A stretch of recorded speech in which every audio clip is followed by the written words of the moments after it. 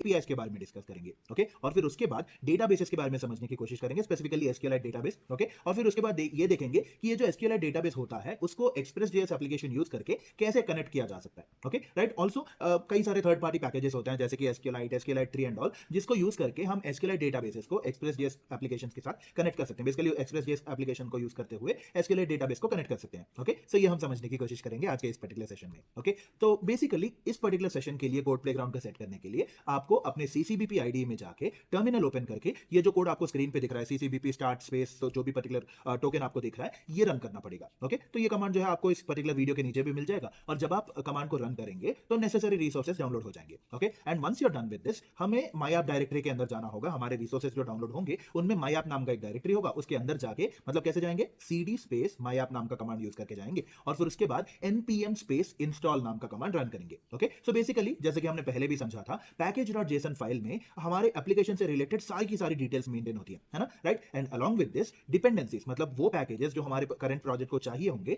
उनके बारे में भी इंफॉर्मेशन मेंटेन किया जाता है। डिपेंडेंसीज के बारे में भी हमारे इस पर्टिकुलर पैकेज.json फाइल में इंफॉर्मेशन मेंटेन किया जाता है, ओके। तो जब हम npm स्पेस इंस्टॉल नाम का कमांड रन करते हैं, जो भी सारे डिपेंडेंसीज हम पैकेज.json फाइल में मेंशन करेंगे वो आप यहाँ पे एक्सप्लोरर टैब में देख सकते हैं। यहाँ पे माई ऐप नाम की एक डायरेक्टरी है। बेसिकली जो भी सारे रिसोर्सेज हमें डाउनलोड करने थे वो हमने डाउनलोड कर दिए हैं और हमारा कोड प्लेग्राउंड कॉन्फ़िगर हो गया, ओके। और इसके अंदर आपको यहाँ पे पैकेज.json नाम का फाइल भी दिख रहा है ना। और बेसिकली अगर हमें इस पर्टिकुलर माई ऐप नाम की डायरेक्टरी के अंदर जाना होगा तो क्या करना होगा, सीधा हम टाइप करेंगे cd space my app, okay, right. So my app is a single word, तो हमें इसके अंदर चले गए हैं, ओके, राइट। और हमें पैकेज.json फाइल के बारे में क्या पता है, बेसिकली पैकेज.json के अंदर हमारे पर्टिकुलर प्रोजेक्ट से रिलेटेड सारी इंफॉर्मेशन अवेलेबल होगी, और जैसे कि आप यहाँ पे देख सकते हैं डिपेंडेंसीज के बारे में भी इंफॉर्मेशन अवेलेबल होगा, ओके। और इन डिपेंडेंसीज को इंस्टॉल करने के लिए हमें क्या करना होगा, npm स्पेस इंस्टॉल टाइप करेंगे और एंटर दबाएंगे, ओके। सो मतलब आपके इंटरनेट स्पीड के मुताबिक ये सारी चीजें रिजॉल्व होकर अकॉर्डिंगली इंस्टॉल हो जाएंगे। और जैसे कि आप यहाँ पे देख सकते हैं एक्सप्रेस नाम का डिपेंडेंसी जो हमें यहाँ पे लिखा हुआ था वो उसका लेटेस्ट वर्जन आके यहाँ पे स्टोर हो गया, राइट। बेसिकली हमने क्या किया, जो डिपेंडेंसी एक्सप्रेस सिर्फ एक ही डिपेंडेंसी थी वो इंस्टॉल हो गई, और कैसे किया हमने,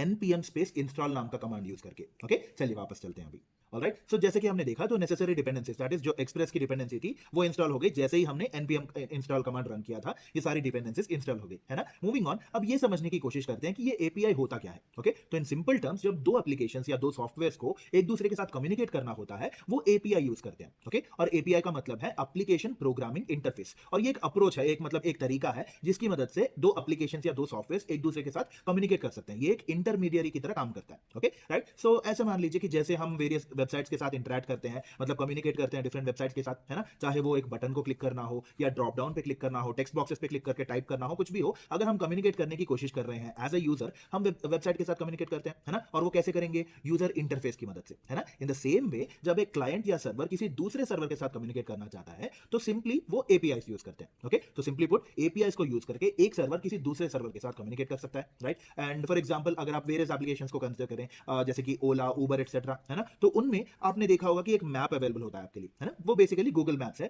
दैट इज जब भी हमें एक पर्टिकुलर राइड बुक करना हो हम उस पर्टिकुलर मैप पे, मतलब जो भी गूगल मैप्स का जो भी अवेलेबल होगा उस पे जाके लोकेशन सेलेक्ट करके तब राइड बुक करते हैं, है ना, राइट। तो सिंपली पुट ये जो एप्लीकेशंस ओला, उबर जैसे एप्लीकेशंस जो होते हैं वो गूगल मैप्स का एपीआई यूज करते हैं ऐसे सर्विसेज प्रोवाइड करने के लिए, मतलब ऐसे मैप्स दिखाने के लिए गूगल मैप्स का एपीआई यूज करते हैं, ओके। सिमिलरली आपने कई सारे वेबसाइट्स में ऑब्जर्व किया होगा, वो आपको एक ऑप्शन देते हैं कि मतलब साइन इन के लिए आप साइन इन विद फेसबुक या साइन इन विद गूगल, ऐसे अलग अलग ऑप्शंस देते हैं आपको, है ना। तो वो भी गूगल और फेसबुक के एपीआईस को यूज करके आपको login and profile services provide करते हैं, okay. In the same way अगर आपको याद हो तो हमने पिछले सेशन में मतलब क्या किया, हमने नेटवर्क कॉल्स लिखे थे, राइट, जहां पे एक ब्राउजर जो है मतलब कुछ ना कुछ डेटा ला रहा था, जब भी यूआरएल स्लैश हेलो वर्ल्ड या स्लैश पेज था तो कोई ना कोई रेलेवेंट इंफॉर्मेशन हमें मिल रहा था, कुछ एचटीएमएल कंटेंट मिल रहा था हमें, है ना। तो if you look at it, जो ब्राउजर है हमारा वो एक क्लाइंट साइड एप्लीकेशन है ना। वो बेसिकली हमारे सर्वर जो भी हमने एप्लीकेशन लिखा था उसके साथ कम्युनिकेट करने की कोशिश कर रहा था, और ये कम्युनिकेशन हो रहा था नेटवर्क कॉल्स के द्वारा, राइट। सो बेसिकली ये network calls are nothing but APIs, है ना, राइट। तो आज अभी से लेके हम क्या करेंगे कि ये जो नेटवर्क कॉल्स हैं उनको हम एपीआईस ही बुलाएंगे, okay, right. So let's move ahead और आगे चल के ऐसा करते हैं कि goodreads.com नाम का एक वेबसाइट है, उसके रिलेटेड कुछ एपीआईस लिखने की कोशिश करेंगे हम, राइट। सो ये जो वेबसाइट है goodreads.com, ये एक ऐसा वेबसाइट है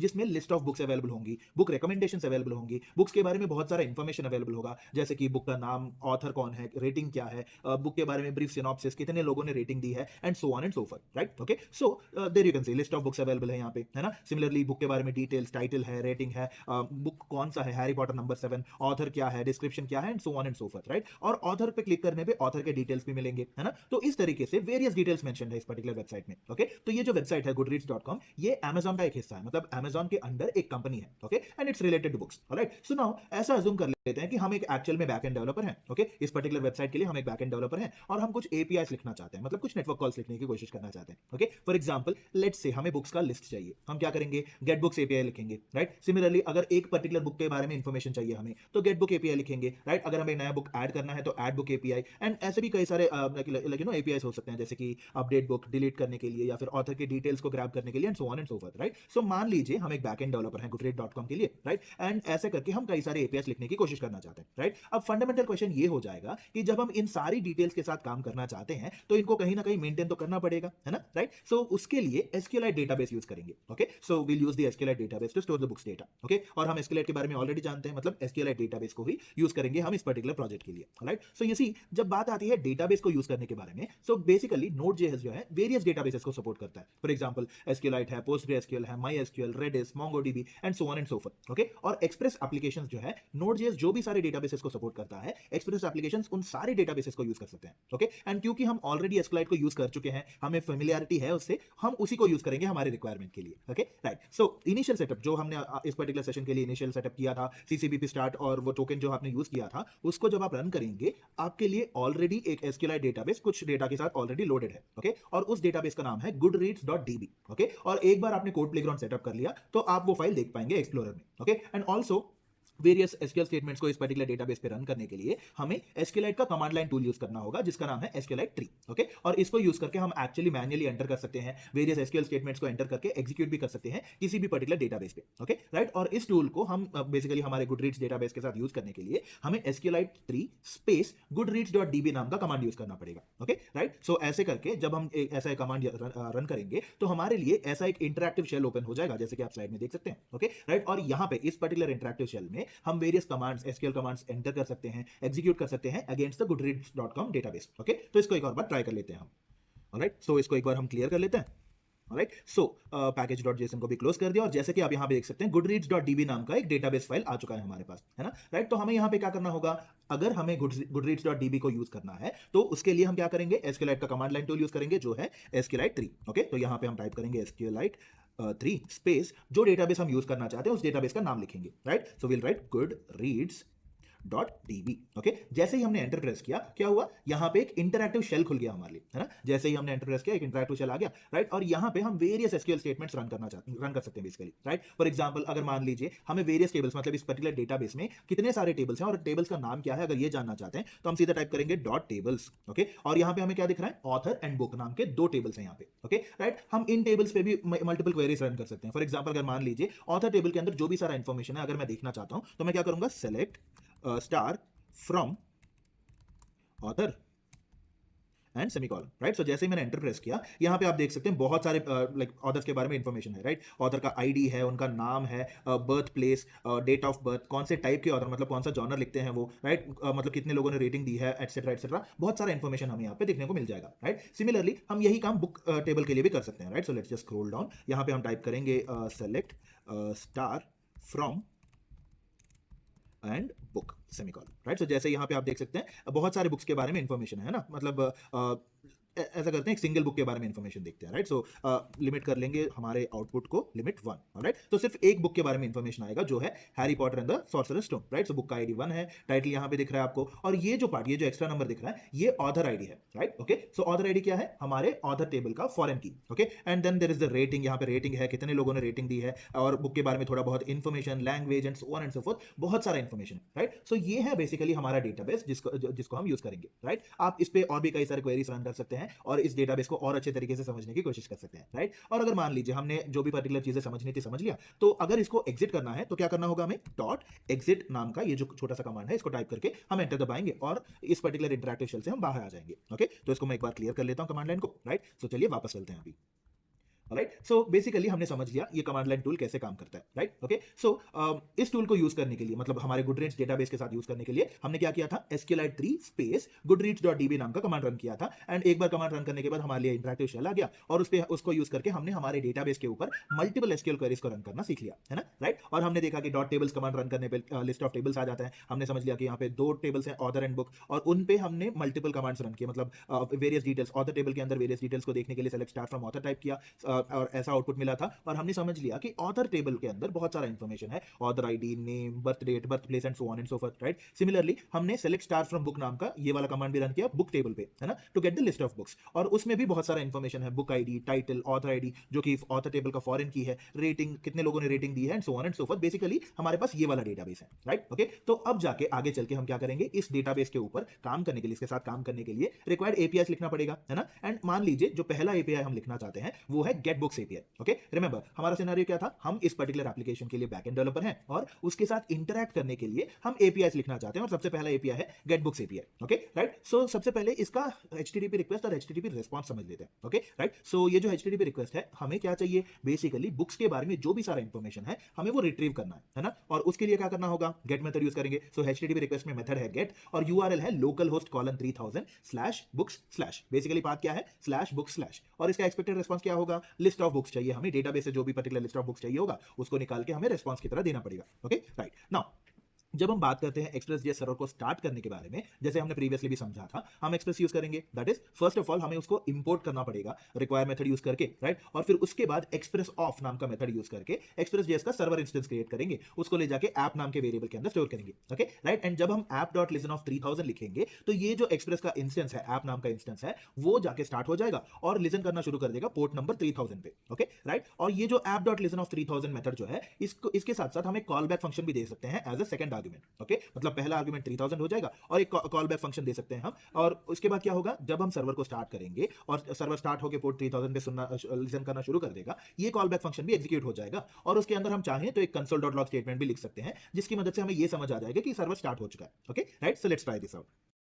ऑलराइट, सो बेसिकली ऐसा करेंगे कि ये जो हमारा index.js फाइल है इसको हमने ओपन कर लिया और आप यहाँ पे देख सकते हैं कि जो पर्टिकुलर इनिशियल कोड हमें चाहिए, मतलब एक्सप्रेस को हमने इंपोर्ट कर लिया, एक्सप्रेस ऑफ नाम का मेथड ले जाके हमने ऐप नाम के वेरिएबल के अंदर डाल दिया और उस पर्टिकुलर एक्सप्रेस इंस्टेंस को हमने क्या किया, पोर्ट नंबर 3000 पे लिसन करना शुरू करवा दिया, राइट। सो एक्सप्रेस.js सर्वर को स्टार्ट करने के लिए ये सारी चीजें होगी। और जैसे कि हमने अभी भी डिस्कस किया, ये जो app.listenOf 3000 है इसके अंदर हमें कॉल बैक फंक्शन दे सकते हैं, राइट। मतलब 3000 के साथ हम यहाँ पे कॉमा दे देंगे और इसके साथ साथ क्या होगा, एक कॉल बैक फंक्शन दे दिया जाएगा, let's just give flower brackets, और इसके अंदर ले जाके मतलब जब भी हम इस पर्टिकुलर सर्वर इंस्टेंस को स्टार्ट करेंगे ये कॉल बैक फंक्शन भी एग्जीक्यूट हो जाएगा और सर्वर स्टार्ट होके पोर्ट 3000 पे लिसन करना शुरू कर देगा। As soon as that happens हमारा कॉल बैक फंक्शन जो है वो एग्जीक्यूट होना शुरू हो जाएगा। ओके, अब इसके अंदर ले जाके console.log स्टेटमेंट ऐड कर लेंगे। Okay, right. So will write console.log of, इसके अंदर क्या लिखेंगे हम, जैसे ही सर्वर एग्जीक्यूट होना शुरू हो गया हम एक मैसेज भेज देंगे कि सर्वर शुरू हो गया है और it is run, server is running at, ऐसा करते हैं http://localhost:3000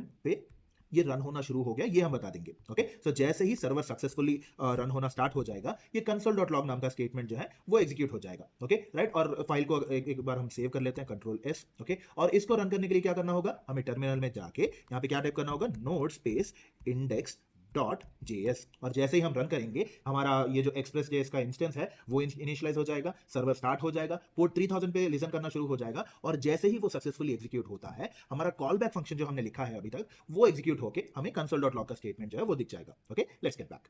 ऑलराइट, सो बेसिकली हमारा सर्वर रन होना शुरू हो गया है ना। अगला स्टेप क्या होगा, डेटाबेस के साथ कनेक्ट करना। दैट इज जो हमें एपीआई चाहिए उसके लिए हमें SQLite DB को Node.js से कनेक्ट करना पड़ेगा सो दैट हमें बुक्स मिल जाए, है ना। बुक्स के बारे में जो भी इंफॉर्मेशन है वो चाहिए होगा हमें, है ना। और इसी पर्पस के लिए कुछ थर्ड पार्टी पैकेजेस हम यूज कर सकते हैं, फॉर एग्जांपल SQLite और SQLite 3। ओके, और इन पैकेजेस को यूज करके, मतलब ये जो रीयूजेबल पैकेजेस हैं इनको यूज करके हम अपने SQLite डेटाबेस को Node.js के साथ कनेक्ट कर सकते हैं। ओके, एंड ऑब्वियसली उनको यूज करने के लिए इंस्टॉल करना पड़ेगा, है ना। टू इंस्टॉल हमारा कमांड क्या होगा, npm space install space SQLite 3 space -save, SQLite install हो जाएगा। Similarly npm install SQLite 3 -save। Okay, right. और इसकी वजह से क्या होगा, SQLite और SQLite 3 नाम के जो थर्ड पार्टी पैकेजेस हैं वो इंस्टॉल हो जाएंगे। ओके, चलिए इसको एक बार ट्राई कर लेते हैं हम।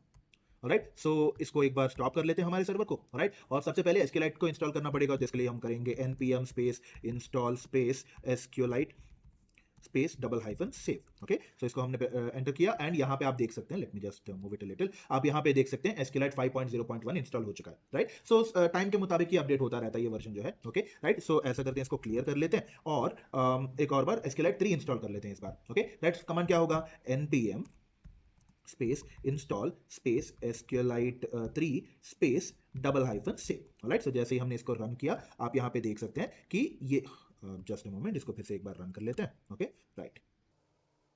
ऑलराइट, सो जैसे आप यहाँ पे देख सकते हैं हमारा SQLite 3 भी इंस्टॉल हो गया है ना, SQLite 3 इसका रेलेवेंट वर्जन जो है वो भी इंस्टॉल हो गया, ओके, राइट। सो डिपेंडेंसीज आप हमने सक्सेसफुली इंस्टॉल कर ली है, ओके। इस फाइल को एक और बार अच्छे से सेव कर लेते हैं and let's get back.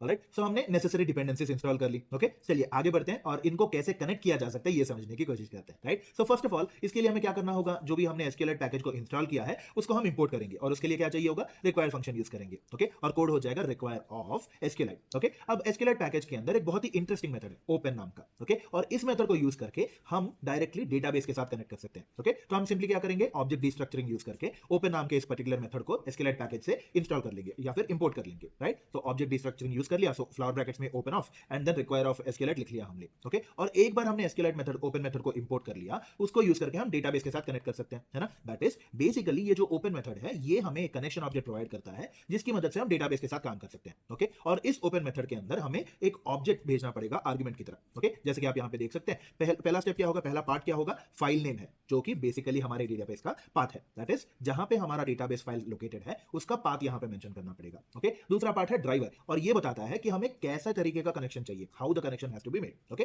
Right. So हम इसके बारे में एक एक करके अच्छे से समझने की कोशिश करेंगे जैसे जैसे हम आगे जाएंगे, तो आपको घबराने की कोई जरूरत नहीं है, okay. But first of all इसका कोड लिख लेते हैं, मतलब डेटाबेस और सर्वर को इनिशियलाइज करने का कोड जो है वो लिख लेते हैं एक बार, राइट। और उसके लिए हम क्या करेंगे, एक नया फंक्शन डिफाइन करेंगे इनिशियलाइज DB एंड सर्वर नाम का, और जैसे कि आप यहाँ पे देख सकते हैं हमने इसको एक एरो फंक्शन की तरह हमने इसको इनिशियलाइज किया है, राइट। और जैसे कि हमने अभी तक समझा था, फर्स्ट ऑफ ऑल हमें ओपन मेथड यूज करना पड़ेगा to connect to the database, okay. तो हम ओपन ऑफ लिखेंगे, ओके, और फिर उसके बाद हमें उसके अंदर एक ऑब्जेक्ट पास करना पड़ेगा एज एन आर्गुमेंट, राइट। और इस आर्गुमेंट का पहला पार्ट क्या है, फाइल नेम, जो कि बेसिकली हमारे डेटाबेस का पाथ है, ओके। और पाथ मेंशन करने के लिए हम पाथ कोर मॉड्यूल यूज कर सकते हैं जैसे हमने प्रीवियस सेशन में डिस्कस किया था, ओके। तो फर्स्ट ऑफ ऑल हम इस पाथ नाम के इस मॉड्यूल को इंपोर्ट करेंगे और फिर एक नया वेरिएबल बनाएंगे DB पाथ नाम का, okay. And now we know कि goodreads.database फाइल है हमारे पास, है ना। एंड द थिंग इज कि ये जो goodreads.database फाइल है वो एक्चुअली हमारे index.js के साथ जो जहां पे हमारा index.js फाइल एग्जिस्ट करता है उसी फोल्डर के अंदर, उसी डायरेक्टरी के अंदर प्रेजेंट है, ओके। और जैसा हम ऑलरेडी जानते हैं ये जो डबल अंडरस्कोर डायरेक्टरी नेम नाम का वेरिएबल है इसके अंदर बाय डिफॉल्ट करंट डायरेक्टरी, मतलब जहां पे ये जो index.js फाइल एग्जिस्ट करता है उस पर्टिकुलर डायरेक्टरी का पाथ जो है वो स्टोर किया जा सकता है, ये हमने जान लिया था, है ना। बाय डिफॉल्ट उसमें स्टोर किया जाता है, ओके। दैट इज जहां पे हमारा index.js फाइल है वो एक पर्टिकुलर डायरेक्टरी के अंदर है ना, राइट। तो उस पर्टिकुलर डायरेक्टरी का पाथ हमारे double underscore directory name variable के अंदर स्टोर किया जाता है, ओके। एंड बिकॉज हमारा goodreads.db फाइल भी सेम डायरेक्टरी में है, हम सीधा double underscore directory name variable mention करेंगे और कोड कुछ इस तरीके से लिखेंगे, right. path.join of double underscore directory name comma goodreads.db, okay. और ये ले जाके ये सारा इंफॉर्मेशन ले जाके DB path नाम के वेरिएबल में स्टोर किया जाएगा और उसी को ले जाके हम फाइल नेम के साथ मेंशन कर लेंगे, ओके। अगला स्टेप क्या होगा, हमें स्पेसिफिकली मेंशन करना पड़ेगा कि ड्राइवर क्या है, मतलब किस तरीके का कनेक्शन चाहिए हमें, राइट। और इस केस में क्योंकि हम SQLite 3 यूज कर रहे हैं हमें स्पेसिफिकली मेंशन करना पड़ेगा SQLite 3.database, ओके, राइट। सो इसके लिए हम क्या करेंगे, सबसे पहले SQLite 3 पैकेज को इंपोर्ट करना पड़ेगा हमारे कोड में, जैसे कि आप यहां पे देख सकते हैं रिक्वायर ऑफ SQLite 3, ओके। और फिर उसके बाद हम स्पेसिफिकली मेंशन करेंगे SQLite 3.database ड्राइवर के साथ साथ, ओके। यहां पे डेटाबेस में D कैपिटल होगा, ये याद रख लीजिएगा, ओके। सो अभी तक हमने क्या किया, वेरियस डिटेल्स जो भी पर्टिकुलर चीजें हमें ओपन मेथड के अंदर ऑब्जेक्ट के अंदर लिखना है वो हमने स्पेसिफाई कर लिया, ओके। और एक बार इस स्टेप को कंप्लीट करने के बाद क्या होता है, ओपन मेथड जो है एक्चुअली एक प्रॉमिस ऑब्जेक्ट रिटर्न करता है, okay. And if you think about it, अगर इस मेथड को ओपन मेथड को सबसे पहले कनेक्शन एस्टैब्लिश करना पड़ेगा, फिर उसके बाद मतलब डेटाबेस के साथ कम्युनिकेट करना पड़ेगा, बहुत सारी चीजें करनी पड़ेंगी, है ना, right. And it's a time taking thing obviously. तो यहां पे हम क्या कर सकते हैं, हम इस पर्टिकुलर प्रॉमिस ऑब्जेक्ट के रिटर्न होने तक वेट करने के लिए बोल सकते हैं हमारे कोड को, राइट। और हमने ऑलरेडी सीखा है एसिंक एंड अवेट के बारे में, है ना, राइट। तो अवेट अप्लाई करेंगे हम इस ओपन मेथड पे, मतलब प्रॉमिस ऑब्जेक्ट जो भी होगा उस पे हम अवेट अप्लाई करेंगे। और क्योंकि हम अवेट यूज कर रहे हैं, जिस फंक्शन पे ये अवेट अप्लाई किया गया है उस पे हम एसिंक फंक्शन की तरह डिफाइन करना पड़ेगा हमें उसको, राइट। बेसिकली ऐसा करके क्या होगा, हम एसिंक और अवेट मैकेनिज्म हमारे इस पर्टिकुलर फंक्शन पे अप्लाई कर रहे हैं, राइट। एंड ये जो ओपन फंक्शन है ये एक्चुअली हमें एक डेटाबेस कनेक्शन ऑब्जेक्ट देता है, दैट इज एक बार प्रॉमिस ऑब्जेक्ट रिटर्न होकर रिजॉल्व हो जाता है, एक डेटाबेस कनेक्शन ऑब्जेक्ट जनरेट हो जाएगा और हमें दे दिया जाएगा, राइट। एंड यहाँ पे जैसे आप देख सकते हैं हमें क्या करना होगा, उस पर्टिकुलर डेटाबेस कनेक्शन ऑब्जेक्ट को ले जाके डीबी नाम के वेरिएबल के अंदर स्टोर करना पड़ेगा, राइट। सो अभी तक हमने वेरियस स्टेप्स देखे हैं ना, और ये सारे के सारे स्टेप्स जो भी हमने अभी तक डिस्कस किया है, एक डेटाबेस को इनिशियलाइज करने के लिए ये सारे के सारे स्टेप्स कॉमन है, ओके। मतलब आप चाहे जो कोई भी प्रोजेक्ट पे काम कर रहे हो, ये वाले स्टेप्स कॉमन रहेंगे, ओके। और जैसे जैसे हम इस कोड को लिखते जाएंगे, आपको ये पूरा का पूरा प्रोसेस बहुत आसानी से समझ आ जाएगा, ओके। तो इसको एक बार ट्राई कर लेते हैं हम। ऑलराइट, सो चलिए इसको एक बार क्लियर कर लेते हैं, ओके। सो हमने क्या किया, हमने क्या समझ लिया, हमें बेसिकली SQLite और SQLite 3 पैकेजेस को यूज करना पड़ेगा, है ना, और हमने उनको इंस्टॉल कर लिया है। सो फर्स्ट ऑफ ऑल हम इसको इंपोर्ट करेंगे, अब आगे ले जाके उनको यूज तो करना पड़ेगा, है ना। तो इसके लिए हमें क्या करेंगे, हम बेसिकली इसको इंपोर्ट करेंगे, राइट। और SQLite 3 पैकेज के अंदर, SQLite पैकेज के अंदर हमें क्या पता है, एक ओपन नाम का मेथड है, हमें बस ओपन नाम का मेथड ही चाहिए, ओके। तो हम क्या करेंगे, लिखेंगे कांस्टेंट फ्लावर ब्रैकेट्स के अंदर, क्योंकि हम ऑब्जेक्ट डिस्ट्रक्चरिंग यूज कर रहे हैं, राइट। सो हम लिखेंगे ओपन इक्वल टू, राइट। अब यहां पे लिखेंगे रिक्वायर ऑफ, सिंगल कोट्स के अंदर हम लिखेंगे SQLite, ओके। सेमीकोलन हमने यहां पे दे दिया, और इसको जैसे ही हमने इंपोर्ट किया, क्या होगा, ओपन नाम का मेथड जो है SQLite पैकेज से हमने इंपोर्ट कर लिया है। अब इसको यूज करने के लिए क्या करना होगा, एक DBN सर्वर को इनिशियलाइज करने वाला फंक्शन भी तो लिखना पड़ेगा, है ना, राइट। तो यहां पे ले जाके हम लिखेंगे constant initialize DB and server, right. So इसको हमने डिफाइन कर लिया, और मान लीजिए हम इसको एक एरो फंक्शन की तरह डिफाइन करना चाहते हैं, ओके, राइट। सो इसको फ्लावर ब्रैकेट्स लेके हमने ओपन भी कर दिया, ओके, राइट। सो बेसिकली इसके अंदर ये बेसिकली एक एरो फंक्शन है, और इसको मतलब इसके अंदर ओपन फंक्शन जो है वो हम डिफाइन करेंगे, और ओपन फंक्शन को यूज करके डेटाबेस के साथ कनेक्शन बनाने की कोशिश करेंगे, राइट। सो इस एरो फंक्शन के अंदर हम लिखेंगे हमारा ओपन फंक्शन, राइट। सो इसको टैब दे दिया हमने, ओपन ऑफ हमने लिख लिया, राइट। सो इसके अंदर हमें क्या करना होगा, एक ऑब्जेक्ट डिफाइन करना पड़ेगा, तो इसके लिए हम फ्लावर ब्रैकेट्स भी दे देते हैं, ओके, राइट। सो हमें इतना तो पता है कि इस पर्टिकुलर ओपन फंक्शन को यूज करके हमें डेटाबेस के साथ कनेक्शन एस्टैब्लिश करना इजी हो जाएगा, ओके। और हमें यह भी पता है कि इसके अंदर हमें एक ऑब्जेक्ट देना पड़ेगा एज एन आर्गुमेंट, ओके। और उस पर्टिकुलर आर्गुमेंट का पहला हिस्सा क्या है, फाइल नेम, ओके। और वहां पे हमें डीबी पाथ भी डिफाइन करना पड़ेगा, है ना, राइट। तो लिख लेते हैं हम यहाँ पे file name colon dB path नाम का एक वेरिएबल डिफाइन कर लेते हैं हम यहाँ पे, okay, right. So file name space DB path, right. So यहाँ पे क्या होगा, बेसिकली डीबी पाथ नाम के वेरिएबल के अंदर जो भी पर्टिकुलर पाथ को हम डिफाइन करेंगे, वो पाथ आके यहाँ पे फाइल नेम पे असाइन हो जाएगा, राइट। और पाथ के लिए क्या करना होगा, हमें यहाँ पे कांस्टेंट, राइट। सो पाथ नाम के वेरिएबल के अंदर हम रिक्वायर ऑफ लिखेंगे पाथ, ओके। सो पाथ नाम का कोर मॉड्यूल जो है उसको हमने इंपोर्ट कर लिया, है ना, राइट। एंड जैसे कि हम जानते हैं goodreads.db बेसिकली index.js नाम के फाइल, हमारा index.js जिस पर्टिकुलर डायरेक्टरी के अंदर है, उसी डायरेक्टरी के अंदर goodreads.db है ना, राइट। जैसे कि आप यहाँ पे देख सकते हैं index.js यहीं पे, और इसी के साथ साथ goodreads.db नाम का हमारा डेटाबेस फाइल भी एग्जिस्ट करता है, ओके। तो उसको यूज करते हुए हमें पाथ स्पेसिफाई करना होगा, ओके। कैसे करेंगे, सीधा लिखेंगे कांस्टेंट, जो हमने डीबी पाथ नाम का वेरिएबल नीचे लिखा हुआ है उसी के अंदर ले जाके हम यहाँ पे लिखेंगे, और यूज करेंगे पाथ डॉट जॉइन ऑफ, यहाँ पे लिखेंगे हम डबल अंडरस्कोर डायरेक्टरी नेम कामा डबल कोट्स के अंदर ये जो हमारे पास goodreads डॉट डेटाबेस नाम का फाइल जो है वो लिख लेंगे हम, okay, right. So double underscore directory name space goodreads.db, okay. So यहाँ पे क्या होगा, बेसिकली सारा का सारा पाथ जो है, डायरेक्टरी नेम क्या हो गया, मान लीजिए myapp/node-modules/index.js, अगर हमारे index.js फाइल का पाथ है तो myapp/node-modules जो है वो डायरेक्टरी नेम के अंदर होगा, और उसके साथ ले जाके goodreads.db को ऐड कर दिया जाएगा, और ये पूरा का पूरा पाथ जो है हमारे डीबी पाथ नाम के वेरिएबल के अंदर स्टोर हो जाएगा, और उसी को ले जाके हमने लिखा है फाइल नेम के साथ, ओके, राइट। अब जाहिर सी बात है अगला स्टेप क्या होगा, हमें ड्राइवर भी मेंशन करना पड़ेगा, ओके। और ड्राइवर को स्पेसिफिकली क्योंकि हम SQLite 3 के साथ कनेक्ट कर रहे हैं, हमें उसको भी इंपोर्ट करना पड़ेगा, है ना, राइट। सो क्या करेंगे, यहाँ पे ले जाके SQLite के साथ साथ लिखेंगे कांस्टेंट, मान लीजिए हम इसका नेम लिख लेते हैं SQLite 3 नाम के वेरिएबल के अंदर ही हम इसको इंपोर्ट कर लेंगे, राइट। सो रिक्वायर ऑफ, यहाँ पे डबल सिंगल कोट्स के अंदर SQLite 3 लिखेंगे हम, ओके। सो SQLite 3 को भी हमने इंपोर्ट कर लिया, है ना, राइट। सो इस स्टेटमेंट को लेके क्या होगा, SQLite 3 पैकेज जो है वो इंपोर्ट हो जाएगा, okay. And all we have to do now इस ओपन मेथड के अंदर हमें डेटाबेस मेंशन करना पड़ेगा, राइट। सो नीचे जाएंगे, यहाँ पे फाइल नेम डीबी पाथ के बाद हम लिखेंगे driver, okay, driver colon SQLite 3 dot database लिखेंगे, राइट। याद रखिएगा यहाँ पे डी कैपिटल होना चाहिए, ओके। सो बाय नाउ हमने क्या किया, एक तो है फाइल लोकेट कहाँ पे, मतलब डेटाबेस है कहाँ पे वो डिफाइन कर लिया, और उसके साथ कैसे कनेक्ट करना है वो भी डिफाइन कर लिया, ओके। अब हम ये भी जानते हैं कि ये जो ओपन फंक्शन है एग्जीक्यूट होने के बाद हमें एक प्रॉमिस ऑब्जेक्ट देता है, और प्रॉमिस ऑब्जेक्ट मिलने तक, रिटर्न होने तक हमें वेट करना पड़ेगा, ओके। तो हमें अवेट मैकेनिज्म यूज करना पड़ेगा, और क्योंकि हम अवेट यूज कर रहे हैं, करस्पॉन्डिंग फंक्शन एक एसिंक फंक्शन हो जाना चाहिए, ओके। सो हमारा कोड जो है कुछ इस तरीके से दिखेगा, बेसिकली यहाँ पे हम लिखेंगे अवेट, मतलब ओपन नाम का ये जो फंक्शन है उसको उसके एग्जीक्यूट होने तक वेट करना है, और उसी के साथ साथ क्योंकि ये एक एरो फंक्शन है इस पे हम अप्लाई एसिंक्रोनस फंक्शन हो जाना चाहिए, तो हम लिखेंगे एसिंक यहाँ पे, ओके, राइट। सो ये एसिंक फंक्शन बन गया, बेसिकली ऐसा करके हमने एसिंक अवेट मैकेनिज्म इस पे अप्लाई कर दिया, ओके। अब जब प्रॉमिस ऑब्जेक्ट रिटर्न होगा, रिजॉल्व होगा, वो हमें एक डेटाबेस कनेक्शन ऑब्जेक्ट क्रिएट करके दे देगा, है ना। तो हम अपना कोड जो है वो उसको अपडेट करके लिख लेते हैं, ओके। सो एक वेरिएबल डिफाइन कर लेते हैं यहाँ पे let db equal to null, एक नल वैल्यू वाला एक छोटा सा वेरिएबल हमने डिफाइन कर लिया। ओके, और ये वेरिएबल ले जाके हम ओपन फंक्शन के साथ लिखेंगे, राइट। सो ये जो पूरा का पूरा पार्ट जो है, इससे जो भी रिटर्न होगा उसको ले जाके हमें लिखना है और असाइन करना है, स्टोर करना है db नाम के वेरिएबल के अंदर जो हमने अभी डिफाइन किया, राइट। सो कोड को एक बार सेव कर लेते हैं। ओके, बेसिकली इन सारे स्टेप्स की मदद से क्या हुआ, हमारा डेटाबेस जो है वो इनिशियलाइज हो गया। ओके, चलिए वापस चलते हैं अभी। ऑलराइट, सो जाहिर सी बात है, अब हमने क्या किया, बेसिकली हमने अपना डेटाबेस जो है, फर्स्ट ऑफ ऑल डेटाबेस को हमने इनिशियलाइज कर लिया, राइट। अब जाहिर सी बात है, कई बार ऐसा होता है कि जब हम इनिशियलाइजेशन के बारे में डिस्कस करते हैं, कई बार कुछ एक्सेप्शंस पॉपअप हो सकते हैं, है ना, तो उनको भी प्रॉपर्ली हैंडल करना पड़ेगा, है ना। सो उसके लिए क्या करेंगे, हम ट्राई कैच ब्लॉक्स को यूज कर सकते हैं। ओके, जहां पे कैच ब्लॉक के अंदर जो है हम एरर मैसेज को प्रिंट कर लेंगे, dB error colon dollar flower brackets में ई डॉट मैसेज। ओके, इसके साथ साथ लेट से अगर डेटाबेस को इनिशियलाइज करने में कोई ना कोई एरर आ जाता है, तो उसको मतलब पूरे इनिशियलाइजेशन प्रोसेस को स्टॉप तो करना पड़ेगा, है ना। तो उसके लिए हम सीधा process dot exit of one लिख सकते हैं। ओके, तो ये बेसिकली क्या करेगा कि हमारा नोड.जेएस प्रोसेस जो चल रहा होगा उसको फोर्स करेगा स्टॉप करने पे। Okay, right. सो ये भी इंप्लीमेंट कर लेते हैं। ऑलराइट, सो हमने आईडी ओपन कर लिया। अब सीधी सी बात है, हमें यहाँ पे ट्राई कैच यूज करना पड़ेगा, है ना। तो ये पूरा का पूरा हिस्सा जो है इसको हम कट कर लेते हैं, लिख लेते हैं ट्राई, राइट। सो ट्राई लिख लिया हमने, ट्राई के अंदर ये सारा का सारा कोड आ जाएगा और फिर उसके साथ साथ हमें लिखना होगा कैच। ओके, कैच ऑफ, इसके अंदर क्या करेंगे, हमें बेसिकली एक्सेप्शंस को कैच करना है ना। सो कैच ऑफ ई, और उसके अंदर हम ले जाके बेसिकली एरर मैसेज दिखाना होगा हमें, राइट। सो दिखाने के लिए क्या करेंगे, कंसोल डॉट लॉग यूज करेंगे। सो कंसोल डॉट लॉग ऑफ, मान लीजिए यहाँ पे बैकटिक्स देके हम लिख लेंगे डीबी एरर।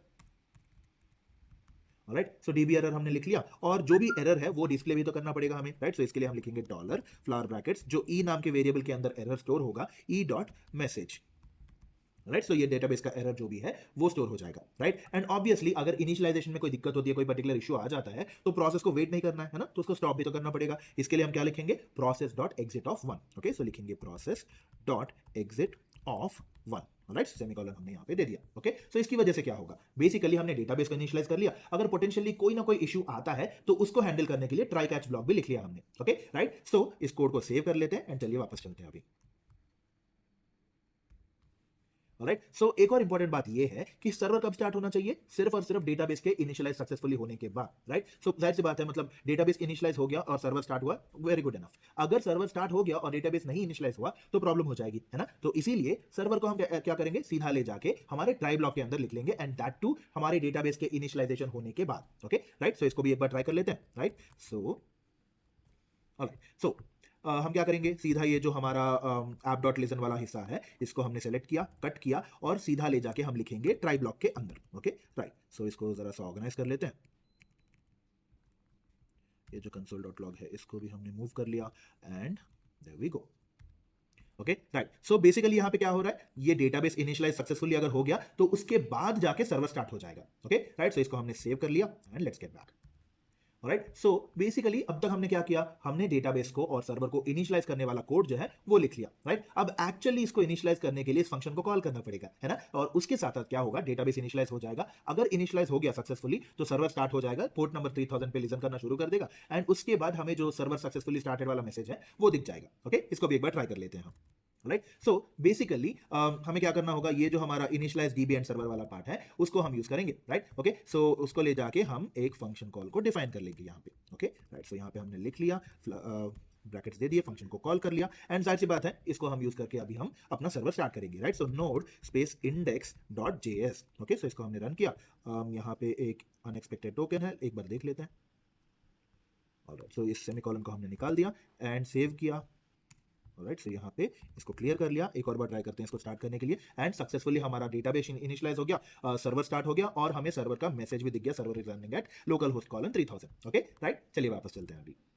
राइट, सो हमने समझ लिया कि एक डेटाबेस को और सर्वर को कैसे इनिशियलाइज किया जाता है। ओके, सो एक इंपॉर्टेंट बात ये है, हमें हमेशा याद रखना होगा कि ये जो सारे स्टेप्स हमने अब तक किए हैं, ये जनरली जब भी आप एक डेटाबेस और सर्वर को इनिशियलाइज करना चाहेंगे उसके लिए ये सारे के सारे स्टेप्स कॉमन है। Okay, right. और इससे रिलेटेड जो भी कोड स्निपेट आपको चाहिए होगा वो आपके लिए चीट शीट में अवेलेबल है, आप उसको रेफर करके अच्छे से अप्रोप्रिएटली यूज कर सकते हैं। Okay, right. Moving on, let's get back to the API, right. हम गेट बुक्स एपीआई लिखना चाहते हैं, राइट। सो ऑब्वियसली मेथड क्या होगा, गेट। सो लिखेंगे हम app dot gate of, right. और जैसे कि आप यहाँ पे देख सकते हैं हम लिखेंगे ऐप डॉट गेट ऑफ, और पाथ क्या है, slash books slash. Okay, so basically जब भी हमें एक लिस्ट ऑफ बुक्स को रिस्पॉन्स की तरह भेजना होगा, मतलब हम एक्सपेक्टेड आउटकम क्या चाहिए, जैसे ही इस पर्टिकुलर रिक्वेस्ट को मतलब इनिशिएट किया जाएगा, हमें एक लिस्ट ऑफ बुक्स को रिस्पॉन्स की तरह भेजना होगा, है ना। तो उसके लिए हम क्या करेंगे, एक handler function with request and response भेज देंगे एज एन आर्गुमेंट। ओके, अब जाहिर सी बात है, अगर हमें डेटाबेस से लिस्ट ऑफ बुक्स चाहिए तो उसके लिए एक एसक्यूएल क्वेरी तो लिखना पड़ेगा, है ना। तो वो एसक्यूएल क्वेरी है select star from book and order by book ID. Okay, और इस एसक्यूएल क्वेरी को हम हमारे डेटाबेस मतलब goodreads.db जो है उसके अगेंस्ट रन करना चाहते हैं, उसका रिस्पॉन्स लेके हमें क्लाइंट तक भेजना होगा। ओके,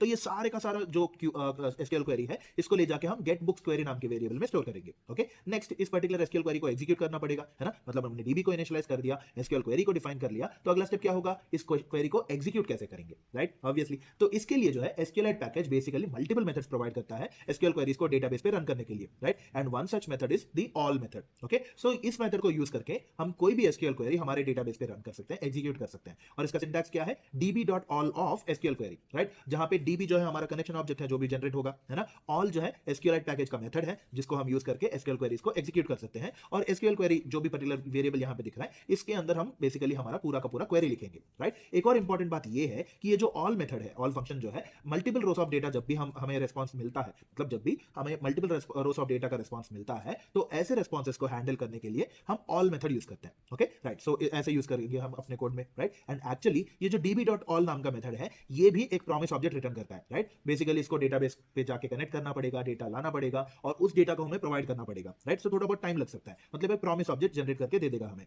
तो हम क्या करेंगे, ये जो अवेट एसिंक वाला मैकेनिज्म है, यहां पे भी अप्लाई करेंगे। ओके, और एक बार ये एग्जीक्यूट हो जाए और हमारा प्रॉमिस ऑब्जेक्ट रिटर्न होकर रिजॉल्व हो जाएगा, हमें लिस्ट ऑफ बुक्स जो है वो एक रेस्पॉन्स की तरह मिल जाएगा, उसको ले जाके हम एक बुक्स एरे नाम के वेरिएबल के अंदर स्टोर कर लेंगे, राइट। अब हमारे पास बुक्स एरे है, अगला स्टेप क्या होगा, हमें डेटा तो मिल गया, उसको ले जाके रिस्पांस की तरह भेजना पड़ेगा, है ना, ऑब्वियस। तो हम क्या करेंगे, response.send ऑफ, ये जो बुक्स एरे हमने लिखा है वो लिखेंगे। ओके, तो ये सारे स्टेप्स को जो है एक बार ट्राई कर लेते हैं। Okay, right, alright. सो हम अभी अब हमारे आईडी के अंदर है, इसको जरा सा नीचे कर लेते हैं। ओके, और यहां पे ले जाके हमें क्या करना होगा, हम बेसिकली क्या करने की कोशिश कर रहे हैं, एपीआई को हैंडल करने की कोशिश कर रहे हैं। और हमें क्या पता है, मेथड गेट है, पाथ है स्लैश बुक स्लैश, और सर्वर इंस्टेंस जो है ऐप है। मतलब हम जैसे यहां पे देख सकते हैं, हमने क्या किया था, यहां पे constant app is equal to express of लिखा था, मतलब सर्वर इंस्टेंस ऐप के अंदर स्टोर्ड है। ओके, तो हम क्या करेंगे, सीधा लिखेंगे ऐप डॉट गेट ऑफ, है ना, राइट। सो इसको एक बार हम अच्छे से कोलैप्स कर लेते हैं। बेसिकली ये हमारा इनिशियलाइजेशन वाला पार्ट है, तो हम यहां पे लिखेंगे ऐप डॉट गेट ऑफ, और इसके अंदर हम लिखेंगे सबसे पहले हमारा पाथ जो है स्लैश बुक्स स्लैश। ओके, और इसके साथ साथ हमें क्या करना होगा, एक पर्टिकुलर एसिंक अवेट फंक्शन भी लिखना पड़ेगा, है ना, राइट। सो हम क्या करेंगे, एसिंक, राइट, सो एसिंक लिखेंगे, और उसके साथ साथ हमें क्या करना है, रिक्वेस्ट रेस्पॉन्स लिखना पड़ेगा, है ना, रिक्वेस्ट रेस्पॉन्स लिखेंगे। ओके, और ये बन जाएगा एक एरो फंक्शन, है ना। सो हमने यहाँ पे एरो फंक्शन देके इसके अंदर फ्लावर ब्रैकेट्स देके ये लिख लिया। Okay, right. सो अगला स्टेप क्या होगा, हमें बेसिकली डेटा चाहिए फ्रॉम द डेटाबेस और उसको एक रिस्पांस की तरह भेजना पड़ेगा। तो उसका एसक्यूएल क्वेरी क्या है, सेलेक्ट स्टार फ्रॉम बुक, और उसको हम ऑर्डर करेंगे बुक आईडी के मुताबिक। ओके, सो इसको ले जाके लिखेंगे और गेट बुक्स क्वेरी नाम का एक वेरिएबल जनरेट करके उसके अंदर लिखेंगे। Okay, right, so will write constant, मान लीजिए गेट बुक्स क्वेरी लिखेंगे, इसको इस वेरिएबल का नाम। ओके, इक्वल टू, क्योंकि ये basically multiple lines of code है, हम क्या करेंगे, बैकटिक्स यूज करेंगे। Okay, right. सो यहां पे हम लिखेंगे सेलेक्ट स्टार, कहां से, फ्रॉम बुक्स, राइट, या फिर बुक नाम का टेबल है हमारे पास, और इसको हम ऑर्डर बाय करेंगे, ऑर्डर अंडरस्कोर बाय, कैसे, book underscore ID, right. Okay, so cut, और इसको हम ऑर्डर करेंगे, order by book underscore ID, right. So book underscore ID, right. So ये हो गया हमारा एसक्यूएल स्टेटमेंट। ओके, तो हमने क्या किया, बेसिकली हमने यहाँ पे बैकटिक्स यूज किए हैं, क्यों, क्योंकि हम अपने क्वेरी को मल्टीपल लाइंस में लिख रहे हैं। ओके, अगला स्टेप क्या हो जाएगा, हमें इस पर्टिकुलर एसक्यूएल क्वेरी को डेटाबेस पे एग्जीक्यूट करना पड़ेगा, right. And basically SQL package के अंदर ऑल नाम का एक मेथड है जो हम यहाँ पे यूज कर सकते हैं, है ना। सो हम यहाँ पे लिखेंगे db डॉट ऑल ऑफ, क्या होगा यहाँ पे, ये जो गेट बुक्स क्वेरी है उसको हम यहाँ पे लिख लेंगे। Okay, right. सो ऐप डॉट गेट जैसे ही एग्जीक्यूट होता है, ये बेसिकली क्या करेगा, इस पर्टिकुलर एसक्यूएल क्वेरी को हमारे डेटाबेस के ऊपर रन करके एक रेस्पॉन्स दे देगा। बट अगर आपको याद हो, ये हमें एक प्रॉमिस ऑब्जेक्ट रिटर्न करता है ना, मतलब अगर हमारा प्रॉमिस ऑब्जेक्ट रिटर्न हो जाएगा, रिजॉल्व हो जाएगा, तब जाके बुक्स एरे एक मिलेगा हमें, है ना। तो हमें एसिंक अवेट मैकेनिज्म यूज करना पड़ेगा, ऑब्वियसली, राइट। तो इस पर्टिकुलर स्टेटमेंट को हम अपडेट कर लेते हैं, मतलब जो भी हमारा प्रॉमिस ऑब्जेक्ट रिटर्न होता है उसको हम बुक्स एरे नाम के वेरिएबल के अंदर स्टोर करेंगे, राइट। और क्योंकि ये वेरिएबल है, इसको कांस्टेंट कर लेते हैं, राइट। एंड यहाँ पे क्या होगा, क्योंकि हमें इसके लिए वेट करना पड़ेगा, हम लिखेंगे अवेट, ओके। और जैसे कि हमने यहाँ पे अवेट डिस्क्राइब किया है, उसके रेलेवेंट फंक्शन को हम एसिंक मेंशन कर लेंगे, ओके, राइट। सो जैसे ही हमें ये पर्टिकुलर एरे मिलता है, हमें क्या करना पड़ेगा, रेस्पॉन्स भेजना पड़ेगा, है ना, राइट। सो यहाँ पे हम लिखेंगे रेस्पॉन्स डॉट सेंड ऑफ ये जो बुक्स एरे हमें मिला है, ये बुक एरे जो है उसको हम भेजेंगे, राइट। नाउ हमें ये भी पता है कि जब भी हम मेंशन करते हैं अवेट, हमें करस्पॉन्डिंग मेथड जो है वो एसिंक लिखना पड़ेगा, और वो हमने यहाँ पे लिख लिया है ना, राइट। तो ये जो अवेट है इसका करस्पॉन्डिंग एसिंक यहाँ पे मिल जाएगा हमें, ओके। सो यहाँ पे जैसे हमने ऐसे किया, सो अप्रोप्रिएट रेस्पॉन्स जो है, मतलब response dot send off book array, वो भेज दिया जाएगा, right. At the same time on the front end हमें क्या करना पड़ेगा, ये जो बुक एरे नाम का वैल्यू और डेटा मिलेगा हमें, उसको हमें अप्रोप्रिएटली हैंडल करके यूजर को दिखाना पड़ेगा, राइट। अभी के लिए हम सिर्फ बैक एंड एस्पेक्ट पे ही फोकस करेंगे, ओके, राइट। सो हम इसको एक बार सेव कर लेते हैं, ओके। हमने इसको सेव कर लिया, एंड क्योंकि हमने कोड को अपडेट किया है, सर्वर को स्टॉप कर लेते हैं, क्लियर कर लिया, एंड फिर से सर्वर को हमने एक बार स्टार्ट कर लिया, ओके। सो सर्वर जो है अभी हमारे लिए लोकल होस्ट कॉलन 3000 पे चल रहा है, ओके। इस नेटवर्क कॉल को, मतलब इस एपीआई को टेस्ट करने के लिए हमें क्या करना होगा, ये जो goodreads.http है उस पर क्लिक करेंगे, और यहाँ पे आप देख सकते हैं गेट रिक्वेस्ट यहाँ पे है, तो click on send request, okay. और यहाँ पे रेस्पॉन्स हमें मिल गया, जैसे कि आप देख सकते हैं एक बड़ा सा एरे मिला है हमें, है ना, book ID 1, book ID 2, book ID 3 and so on and so forth, right. So array में पहला पार्ट, दूसरा, तीसरा and so on and so forth, right. और यहाँ पे भी आप देख सकते हैं बुक आईडी है, टाइटल है, ऑथर आईडी है, रेटिंग है, कितने लोगों ने रेटिंग दी है, कितने लोगों ने रिव्यू दी है, description and so on and so forth, बहुत सारा इंफॉर्मेशन आपको यहाँ पे दिख रहा है। बेसिकली एक एरे ऑफ बुक्स हमें मिल चुका है, बहुत सारा इंफॉर्मेशन, है ना। और हर एक बुक में book ID, book author ID etcetera etcetera information है, ओके। चलिए वापस चलते हैं अभी।